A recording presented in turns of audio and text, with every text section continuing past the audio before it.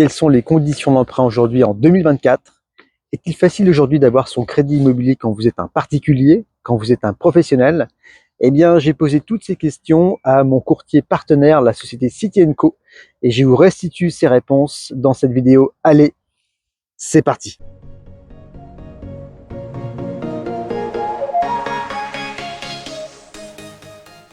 Alors, vous allez retrouver dans le bas de cette vidéo le contact de mon partenaire, la société City & Co, avec laquelle je travaille depuis quelques années maintenant.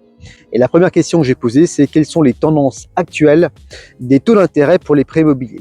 Alors la réponse qui m'a été faite, c'est la suivante, c'est qu'aujourd'hui, sur 25 ans, on peut avoir du 4%, et sur 20 ans, on peut aller chercher du 3,7%. Depuis le mois de décembre, depuis le début d'année, on a des taux qui baissent, et ça c'est plutôt une bonne nouvelle.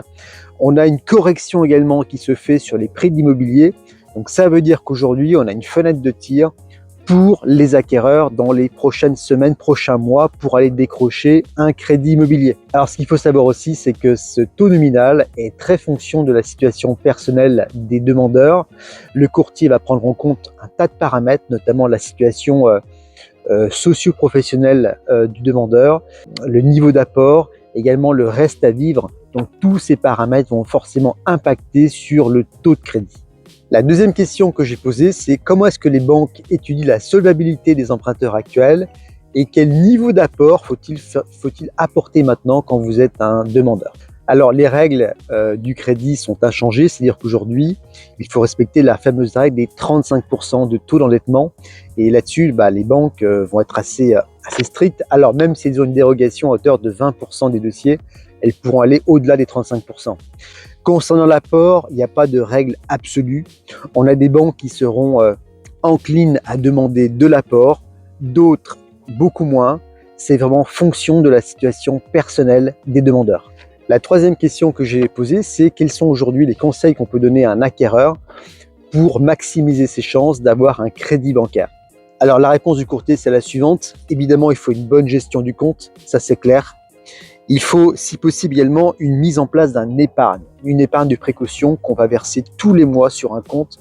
Et souvent, la règle d'or, c'est ça, c'est que 10% au moins de ce qu'on gagne, 10% en début de mois, on met ça de côté sur un compte bancaire. Et ça va rassurer la banque, surtout s'il y a un saut de charge. C'est-à-dire que des fois, on a des jeunes qui habitent encore chez leurs parents, qui ne payent pas de loyer. Eh bien, ces jeunes aujourd'hui sont en capacité d'épargner tous les mois, et ça, il faut le montrer à la banque. La présentation du projet est très importante, à la fois sur la forme et sur le fond. Et il est clair que là, le courtier a toute sa valeur ajoutée parce que lui, il va être en capacité justement de défendre le dossier et de le présenter directement aux bonnes personnes dans les banques. La quatrième question que j'ai posée, c'est par rapport au DPE, le diagnostic de performance énergétique. Quelle importance accordent les banques à ce fameux DPE? On a des banques qui vont le demander de manière systématique pour voir quel est le classement énergétique. Et il est clair qu'aujourd'hui, si vous êtes un investisseur, si vous achetez un bien qui est en G, qui est en F, eh bien forcément, il y aura des impacts au niveau des rentrées de loyer potentiels. Et ça, la banque va en tenir compte. Et si vous achetez une passoire thermique, eh bien forcément, vous devrez également réaliser des travaux. Et ça, la banque va aussi tenir compte de ces travaux potentiels et de votre capacité à les financer. La cinquième question, ça concerne le prêt relais. Est-ce qu'aujourd'hui, il est facile d'avoir un prêt relais? Quelles sont les conditions pour l'avoir? Alors aujourd'hui, le prêt relais, c'est une solution quand même qui est assez idéale pour acheter son bien, puisque vous pouvez acheter en toute sérénité avant de vendre votre propre bien. Et puis, c'est un argument qui est assez massu également pour le futur vendeur, parce que lui, ça va le rassurer, le fait que vous ayez votre prêt relais. Donc le prêt relais, c'est quand même assez technique, et là vraiment, il faut se faire accompagner par un professionnel, par un courtier notamment, pour faciliter le montage du prêt relais. Le courtier m'indique que là-dessus, les banques, contrairement à ce qu'on croit, il n'y a pas forcément de restrictions par rapport au montage de ces prêts relais. Alors la sixième question que j'ai posée, ça concerne le PTZ, le prêt à taux zéro. Quel est l'impact finalement de la récente réforme sur le prêt à taux zéro? Alors il faut savoir en effet que l'État aujourd'hui a modifié la règle du PTZ. Donc on a aujourd'hui 6 millions de foyers en plus éligibles au PTZ. On a 29 millions de foyers aujourd'hui qui sont éligibles au PTZ en France. Alors attention, il y a quand même des restrictions puisque le PTZ ne finance aujourd'hui que le neuf collectif. Ça ne finance plus les maisons individuelles neuves. Et dans certaines zones, en zone A et B1, donc c'est les zones qui sont tendues. Et puis l'ancien, c'est possible aussi d'avoir un PTZ dans l'ancien avec des travaux, à condition que ces travaux représentent 25% du coût d'acquisition.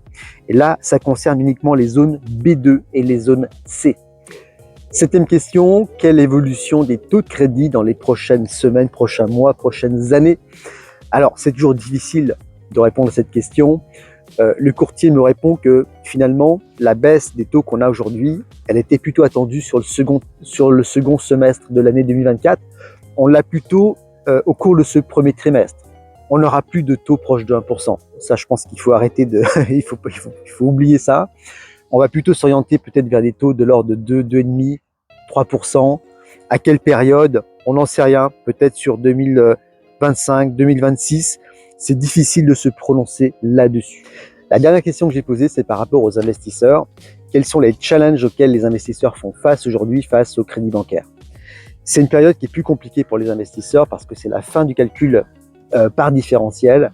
Et ce qui fait que forcément, pour eux, c'est plus difficile de respecter le taux d'endettement de 35%, surtout s'ils ont plusieurs opérations et s'ils achètent en nom propre. Donc ça, c'est une première donnée qui est très importante.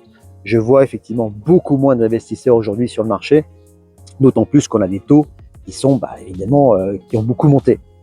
Par ailleurs, les banques leur prêtent plutôt sur 20 ans, et alors on a quelques banques qui leur prêtent sur 25 ans, mais on est plutôt sur du 20 ans. Donc forcément, ça augmente également les mensualités. Et le dernier point, c'est le fameux DPE, le DPE qui, encore une fois, met des bâtons dans les roues des investisseurs parce que, oui, forcément, quand vous avez une passoire thermique, vous devrez faire des travaux si vous voulez améliorer la note. Donc ça aussi, ce sont des éléments qui peuvent éloigner certains investisseurs de certains biens immobiliers. Donc là encore, quand vous êtes un investisseur, eh bien c'est bien d'être accompagné par un professionnel, notamment par un courtier, pour pouvoir bénéficier certainement de meilleures conditions d'emprunt. Donc voilà pour les réponses que j'ai obtenues de la part de la société City & Co, mon partenaire courtier immobilier. Donc je vous invite bien sûr à les contacter si vous avez un projet immobilier, que vous soyez particulier, que vous soyez un investisseur. La conclusion de ça, c'est qu'on constate quand même que les conditions d'emprunt s'améliorent nettement depuis la fin de l'année 2023. On a des banques aujourd'hui qui prêtent davantage. On a une concurrence interbancaire qui est très importante. Et ça peut jouer en faveur des particuliers aujourd'hui qui souhaitent acheter leur bien immobilier. D'autant plus qu'on a des prix qui corrigent encore un peu. Donc du coup, on a, je pense, une fourchette de tir qui est plutôt pas mal au cours de cette année 2024. Merci en tout cas d'avoir écouté cette vidéo. Je reste naturellement à votre écoute pour tout projet immobilier, que vous soyez acquéreur, que vous soyez vendeur. Je vous invite à mettre un petit bouton like sur cette vidéo, comme ça va favoriser son référencement et sa diffusion sur le web. Merci une nouvelle fois pour votre écoute et je vous dis à très bientôt dans une prochaine vidéo. Allez, bye bye!